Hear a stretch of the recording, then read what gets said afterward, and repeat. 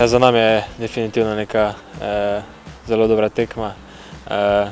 Že pred tekmo smo se pogajali, važen je bil rezultat. Vendar mislim, da smo tudi dosti dobro igro pokazali, dosti atraktivno. Mislim, da je bila zanimiva tekma.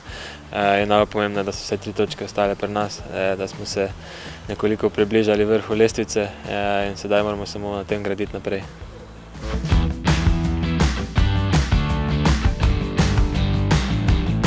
Ni dosti časa, da se regeneriramo in pripravimo, ampak pač to je neko obdobje, v katerem smo se trenutno znašli. Mogli bomo dati vse od sebe, da se dobro pripravimo na njih. Vsi vemo, da mogoče tabela ni nek pokazatelj, kje Celje so bivši prvaki, mislim, trenutni tudi lanski prvaki. Tako da mi bomo definitivno dali vse od sebe, da ponovno osvojimo te 3 točke in da, tako sem rekel, gradimo, stopnjujemo formo proti koncu tega dela sezone.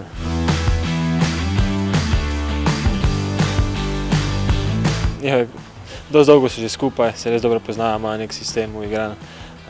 Dosti so tudi mladi, hitri od spredaj in velikokrat lovijo nasprotnike na te določene kontre.